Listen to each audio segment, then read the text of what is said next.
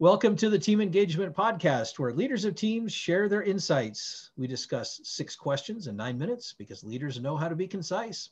Let's get started with our guest today. Our first question: in a few sentences, tell us who you are and what you do. Hi, I'm Brandon Leopoldus, founder of Leopoldus Law based in Los Angeles, California. And I'm a lawyer for those in the public eye as well as businesses with a public footprint, helping them manage their problems, manage their lives, and help navigate a very complex world for those in the public eye as well as businesses, because as any leader in business knows, it can get real complex real quick. That it can. You're definitely addressing a very important need that all people in that situation have, especially all of those people that you mentioned. Question number 2, what's the best thing about working with a team? Well, I think the best thing is that we all have them. So we all have that shared experience, regardless of what that team looks like. Whether you're at a Fortune 500 company and your team is, say, 10, 20, 30,000 people, or you live in a remote part of Montana and your team is yourself, your family, and maybe just the person that works at the 4-H store or the auto repair place. We all have teams that we rely on for everything in our lives, whether that's emotional support, whether that's finance or tax or legal help. We all have teams. And so I think that shared experience of being involved in a community, no matter what the size is really something that's beneficial, because that's how we're constructed as people, is to work within a community. And so I think we can always get better at that, but we all have that shared experience. So it's not really foreign to anybody. Great perception, because that is really such an accurate way of describing how each of us can be part of a team and are part of a team. We just have to kind of open our eyes and see them. So that's a great eye opener for all of us. Thank you for mentioning that. Question number 3, I hear from other leaders of teams that it can be a challenge to get team members engaged. Tell me your thoughts. Yeah, the engagement, you have to have people have emotional buy-in. Really, more than anything else, when we buy things, it's typically an emotional decision more than a needs decision. Same thing when you're working with team members. You need to have people buy into whatever it is, that vision that you have, that they're part of a team. Oftentimes, that's talking the same value language meaning it's not always about money. Sometimes it's about getting that pat on the back. Sometimes it's acknowledgement. Sometimes it's that you're providing them some additional time in their lives because you're going to handle something that they don't need to and that you're better at. So oftentimes engaging with teammates, regardless of what they look like, it's finding the value language that they speak and finding a way to provide them value, and they'll provide you reciprocal value. Otherwise, you wouldn't be part of the same team. So that's what I always look at, is what is that common value language that the team members can speak to one another. I like that phrase, the value language, and how you can find that commonality between the two. Great insight. Question number 4, what other piece of advice do you have for leaders of teams?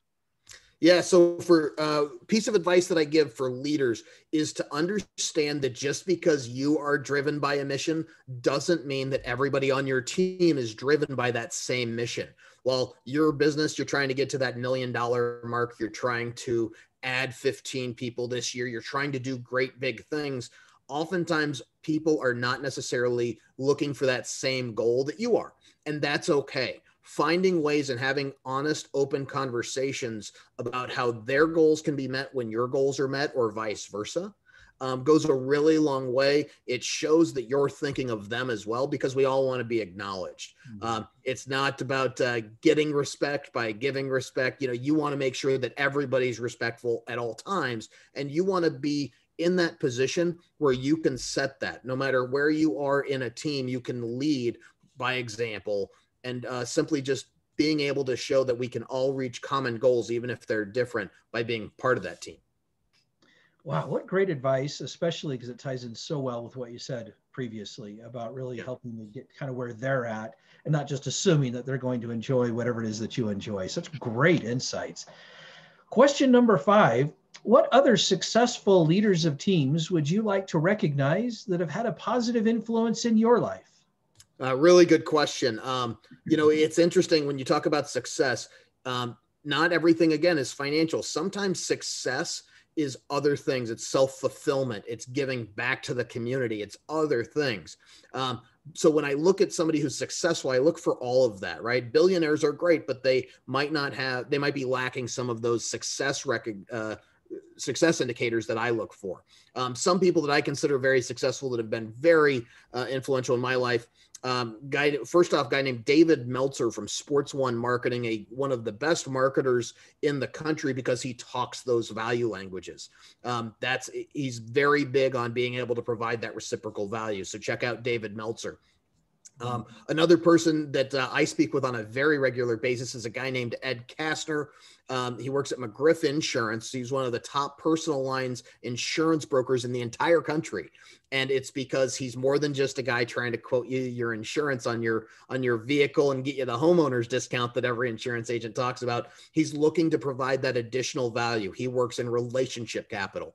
So when somebody's buying a rental property, often he's going to ask, what sort of legal entity do you have for this thing? There's a tax guy that you should probably talk to, or who is your tax guy? Do you have one? Do you need a referral to these people? One of the most connected guys that I know, and also really takes care of people. So I got to give a good shout out to Ed. His wife, Erica, is also a great leadership expert in South Florida that I highly recommend as a business coach consultant for businesses. And then I just look for those people in everyday life. I want to work with people and have them part of my team that inspire me every day. I want to be around as many successful people as possible. And so let's face it, you can find a lawyer pretty easily, right? Just look at any bus bench. You could probably find a real estate agent or a nail salon, whatever it is. I want to look for those people that inspire me and that I consider to be successful, because that's going to rub off on me. So just about anybody I deal with on a day-to-day basis, I try and find those successful people and be around them as much as possible. That is a great way to look at it. Great. And thank you for recognizing those people, by the way. Absolutely. Last question. Tell us about your first job, and I'm excited to hear your answer. So my first professional job was as a professional baseball umpire. Apparently I can get yelled at and still get things done and do all of the work I need to do. And so that was my first job. I took the route into professional sports through my sister, who was an Olympic level gymnast. I was not. And so I started umpiring Little League and worked my way up to high school ball. And when I was 20, I worked my first professional game, had some success, was a couple-time All-Star, have a league championship series, never reached the major leagues. But again, success indicator, I got into pro baseball. Not many people do that. And now my friends that are major league umpires, I wouldn't trade that, the position I'm in, for theirs any day of the week, between the scrutiny they get, the travel schedule, the injuries, all that stuff that goes along with it. But it was a great first job because you have to be focused on the mission at hand. You have to be self-sufficient. You're not looking to others for that recognition of, yeah, you're doing it okay. I don't need the pat on the back, because I will tell you, every time I walked off the field, half of the field was upset with me and thought I was the worst human being on the planet. And that's okay, because that resilience and that self-confidence goes a long way. Great first job. Didn't make any money at it. Thought I was at the time, but it was one of those jobs that really taught me a lot about who I am. I got to see the entire country. I got to deal with people from different cultures in a really hotly competitive environment every single day. So you had to deal with pressure. It's not necessarily pressure like putting food on the table that most people have right now, where there's some other pressures. But when you're getting screamed at for 3 hours a night, there's a little bit of pressure in there. It's a whole lot of fun, but being in a pressurized environment, really good thing to do. And I highly recommend anybody go work some Little League games, go work some Park and Rec games, that volunteer, help out. It's a lot of fun. Parents you can deal with, but it's a lot of fun. I'm really glad that was my first job. Well, thank you for sharing that story. You obviously, the listeners don't know this, but Brandon and I had talked a little bit before we jumped on the recording here. And so I knew that he was going to talk about his umpire experience. And obviously, for those who are able to view the podcast, you can see behind me that I'm a big baseball fan. And so that's why I was so excited to hear this response. So Brandon, thank you so much for being on the podcast. Absolutely. Really enjoyable. How can people find you?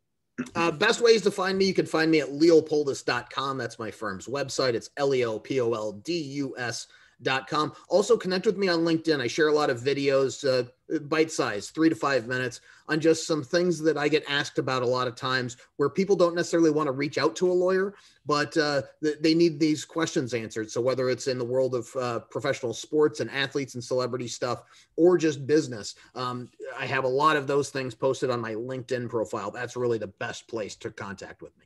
That is fantastic. Thank you so much for being willing to share that. And thank you again for being on the podcast. This is Sean Richards with the Team Engagement Podcast, where leaders of teams share their insights. For more ideas, go to teamengagementpodcast.com. Again, that's teamengagementpodcast.com, and you can get some ideas on how to boost engagement in your organization. Thanks so much for joining us today, and have a great day.